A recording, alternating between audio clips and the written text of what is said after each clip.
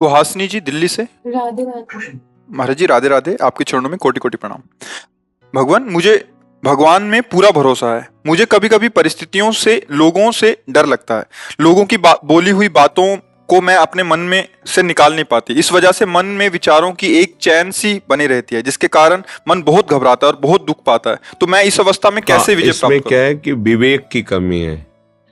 जो मन हमें बांधता है ना, ये कल्पनात्मक भी बांध सकता है, बिना किसी व्यक्ति वस्तु स्थान के भी। ये बिना किसी के भी ये भय की रचना कर सकता है अंदर ही अंदर। ये बिना किसी बात के भी बात रचना कर सकता। अगर ऐसा हो गया तो फिर तो जीना मुश्किल हो जाएगा।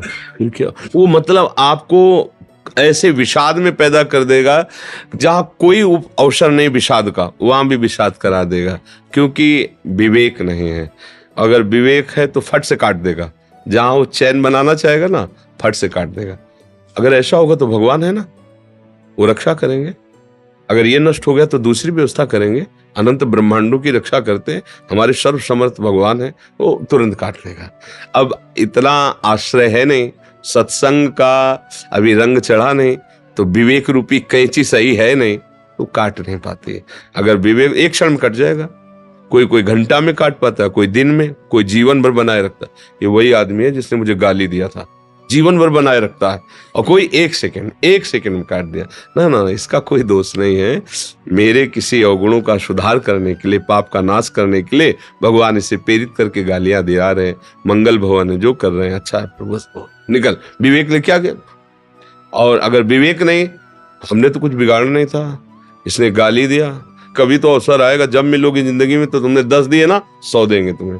अब वो पकड़े बैठा हुआ है। अब विवेक है तो एक सेकंड में काट दिया।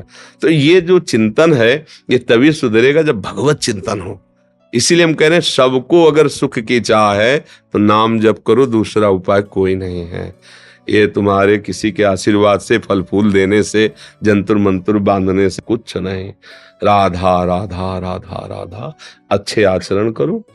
कोई भी तुम्हारे साथ जो प्रतिकूल व्यवहार कर रहा है तो भगवान देख रहा है।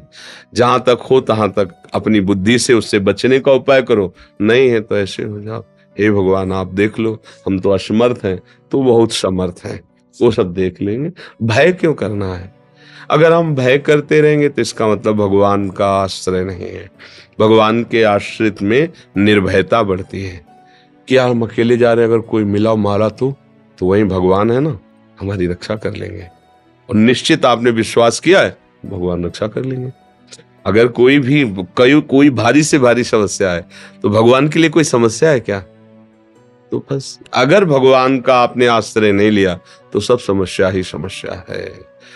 जिसको हम पति कहते हैं, प्राण प्रिय कहते हैं, वो ऐसी परिस्थितियों में उसकी बुद्धि हो जाती है कि अपने परिवार को जहर दे देता है। ऐसी परिस्थिति प्रकट हो जाती है कि जो प्रिय से प्रियजन है, संबंध विच्छेद कर लेते हैं। जिनके सहारे हमने जीवन काटने की कोशिश की, वही हमें छोड़ देते हैं। ये क्या है? फिर भय ही तो है ना।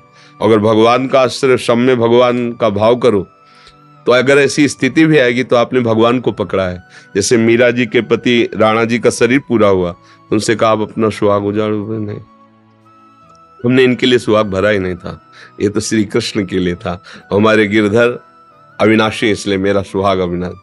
बस तो कोई अब बिना भगवान के आश्रय, मेरी जो हृदय की बात और संतों की बात और शास्त्रों की बात, बिना भगवान के किसी को स्वप्न में भी सुख नहीं मिल सकता, पक्का समझ लो। अब चाहे आप उसे स्वीकार करें या ना स्वीकार करें, इसमें आप स्वतंत्र हो। भगवान ने भी आपको स्वतंत्र इस विषय में किया है। अगर आप स्वीकार करो तो ठीक है, ना स्वीकार करो तो दूसरा भी भाग है, वो तो स्वीकार करना ही होगा। अधर्म आचरण करोगे उसका दंड मिलेगा आपको। यहाँ से लोक परलोक सब मिले, वो तो स्वीकार करने की जरूरत नहीं, तो मिलेगा ही। अगर इधर स्वीकार कर लिया तो वो नष्ट हो जाएगा और तुम्हें आनंद की प्राप्ति होगी। बस ये बात समझना है।